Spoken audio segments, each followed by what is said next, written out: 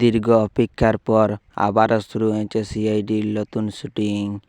এই শুটিংয়ের জন্য আমাদেরকে 6 বছর অপেক্ষা করতে হয়েছে। তাহলে আমরা এই পর্বতে জানতে চলেছি যে সিআইডি অফিসাররা অভিনয় করার জন্য কে কত টাকা পারিশ্রমিক নিয়ে থাকেন। পুরানো অফিসারদের সঙ্গে নতুন অফিসার ও অভিনেতারা যোগদান করেছেন, তাদের পারিশ্রমিক নিয়েও কথা বলবো।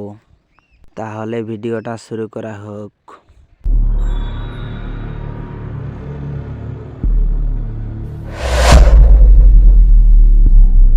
ইন্সপেক্টর শ্রেয়া অভিনয় করার জন্য প্রতি এপিসোডে 45,000 টাকা করে চার্জ করে থাকেন। সাব ইন্সপেক্টর পঙ্কজ প্রতি এপিসোডের জন্য 50,000 টাকা করে চার্জ করে থাকেন।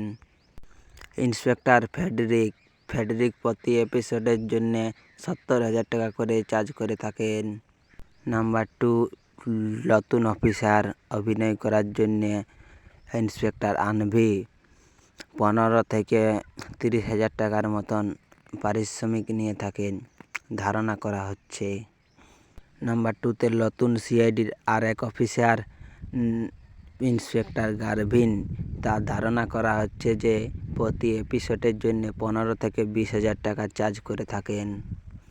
সিআইডি ডক্টর শালুকে, তার ধারণা করা হচ্ছে 80 থেকে 90,000 টাকার মতন চার্জ করে থাকেন প্রতি এপিসোডের জন্য।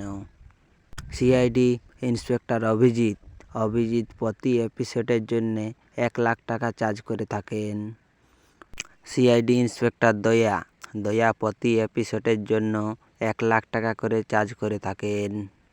সিআইডিতে সবচেয়ে বেশি পারিশ্রমিক পাওয়া হচ্ছে ইন্সপেক্টর এসিপির প্রতি এপিসোডের জন্য চার্জ করে থাকে 1,20,000 টাকার মতো প্রতি এপিসোডে 1,20,000 টাকা। সিআইডি নাম্বার 2তে সিরিয়ালগুলা কে দেখেছেন আমাকে কমেন্ট করবেন। আর আমার এই ভিডিও ভালো লাগে থাকলে একটা করে লাইক করে দিবেন। আর এই চ্যানেলে নতুন হয়ে